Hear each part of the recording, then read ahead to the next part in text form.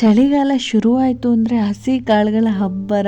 ಅವರೆಕಾಳು, ಹಸಿ ಬಟಾಣಿ, ತೊಗರಿಕಾಳು, ಅಬ್ಬಬ್ಬ ಎಲ್ಲಿ ನೋಡಿದ್ರೂ ಬರೀ ಹಸಿ ಕಾಳುಗಳೇ ಇರುತ್ತೆ.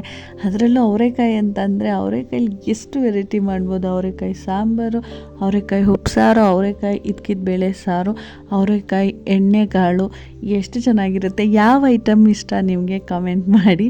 ಇನ್ನು ಬೆಳಗ್ಗೆ ತಿಂಡಿಗೆ ಅಂತ ಅಂದ್ಬಿಟ್ಟು ಸಿಹಿ ಗೆಣಸಿನ ಪರಾಟ ಮಾಡೋಣ ಅಂತ ಮಾಡ್ತಾಯಿದ್ದೆ. ನನಗಂತೂ ಸಿಕ್ಕಾಪಟ್ಟೆ ಇಷ್ಟ ಈ ಪರಾಟ ಅಂದರೆ. ಆಲೂಗಡ್ಡೆ ಪರಾಟ ಥರನೇ ಸೇಮ್ ಇರುತ್ತೆ.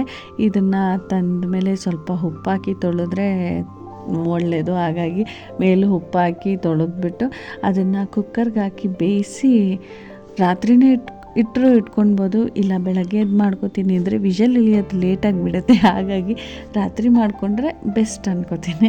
ರಾತ್ರಿ ಮಾಡಿ ಹಿಟ್ಟೆಲ್ಲ ಕಲಸಿಟ್ಬಿಟ್ರೆ ಬೆಳಗ್ಗೆ ಎದ್ದು ಚಪಾತಿ ಹರಿದು ಅದಕ್ಕೆ ಚಟ್ನಿನೋ ಅಥವಾ ಪಲ್ಯನೋ ಅಥವಾ ಮೊಸರು ಕಾಂಬಿನೇಷನ್ ಸಕ್ಕತ್ತಾಗಿರುತ್ತೆ ಈ ಪರಾಟಗೆ.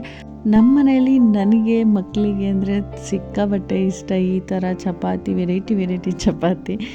ಬೇಯಿಸಿಟ್ಕೊಂಡಂಥ ಗೆಣಸನ್ನ ಮೇಲೆಗಡೆ ಸ್ವಲ್ಪ ಸಿಪ್ಪೆ ತೆಗೆದ್ಬಿಟ್ಟು ಅದನ್ನ ಸ್ಮ್ಯಾಶ್ ಮಾಡಿಬಿಟ್ಟು, ಬಿಸಿ ಇದ್ದರೆ ಬೇಗ ಸ್ಪೂನಲ್ಲಿ ಸ್ಮ್ಯಾಶ್ ಆಗಿಬಿಡುತ್ತೆ. ಪೂರ್ತಿ ಆರೋಗ್ಬಿಟ್ಟಿತ್ತು ಗೆಣಸು, ಆಗಾಗ ಸ್ಮ್ಯಾಶ್ ಮಾಡಿ ಅದಕ್ಕೆ ಗೋಧಿ ಹಿಟ್ಟು, ಸ್ವಲ್ಪ ಉಪ್ಪು, ಅರಿಶಿಣ, ಆಮೇಲೆ ಅಜ್ವೈನ್ ಅಂತೂ ಹಾಕಲೇಬೇಕು. ಯಾಕೆಂದರೆ ಗೆಣಸು ತುಂಬಾ ಶೀತ ಹೊಡಿಯುತ್ತೆ ಅಂದ್ಬಿಟ್ಟು ಅಜ್ವೈನ್ನ ಯೂಸ್ ಮಾಡಿದ್ವಿ. ಮತ್ತು ಅಜ್ವೈನ್ ಟೇಸ್ಟ್ ತುಂಬಾ ಚೆನ್ನಾಗಿ ಸಿಗ್ತಾ ಇರುತ್ತೆ ಚಪಾತೀಲಿ.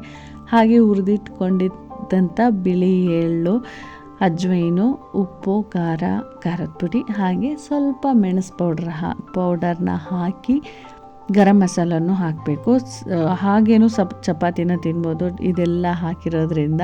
ಅದಕ್ಕೆ ಚಟ್ನಿ ಅವಶ್ಯಕತೆ ಇಲ್ಲ. ಮೊಸರಲ್ಲಿ ತಿಂದರೆ ತುಂಬಾ ಚೆನ್ನಾಗಿರುತ್ತೆ. ಡಾಬಾಗಳಲ್ಲಿ ಪರಾಟ ಕೊಟ್ಟರೆ ಮೊಸರೇನೆ ಕೊಡೋದು ಕಾಂಬಿನೇಷನ್ನು.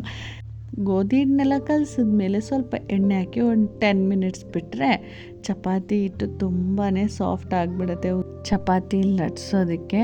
ಮಕ್ಕಳು ಒಂದೊಂದು ಸಲ ಏನು ಆಲ್ಮೋಸ್ಟ್ ಸಿಹಿ ಗೆಣಸು ಅಂದರೆ ಮಕ್ಕಳು ಅಷ್ಟು ಇಷ್ಟಪಡಲ್ಲ. ಹೀಗೆ ಚಪಾತಿಲಿ ಮಾಡಿಕೊಟ್ರೆ ಅವ್ರಿಗೆ ಗೊತ್ತೇ ಆಗೋಲ್ಲ. ತಿನ್ನೋಕ್ಕೂ ಸಹ ತುಂಬ ಒಂಥರ ಸ್ವೀಟ್ ಅನಿಸ್ತಾ ಇರುತ್ತೆ. ಚಪಾತಿ ಚೆನ್ನಾಗಿರುತ್ತೆ. ತುಂಬಾ ಏನು ಸ್ವೀಟ್ ಅನಿಸಲ್ಲ, ಆದರೆ ಚೆನ್ನಾಗಿರುತ್ತೆ. ತಿನ್ನೋಕ್ಕೆ ಸೇಮ್ ಒಬ್ಬಟ್ಟು ಥರ ಕಾಣ್ತಾ ಇರುತ್ತೆ ಚಪಾತಿ. ಮಡ್ಸಿದ್ರೆ ಒಂದು ಹಿಡ್ಗಿಯಷ್ಟು ಆಗಿಬಿಡುತ್ತೆ, ಅಷ್ಟು ಸಾಫ್ಟ್ ಆಗಿಬಿಡುತ್ತೆ ಚಪಾತಿ. ಇದಕ್ಕೆ ಬೆಸ್ಟ್ ಕಾಂಬಿನೇಷನ್ ಅಂದರೆ ಮೊಸರೇನೆ. ಚಟ್ನಿನೂ ಮಾಡ್ಕೊಬೋದು, ಆದರೆ ಮೊಸರು ಅಂದರೆ ಸಕ್ಕತ್ತಾಗಿರುತ್ತೆ.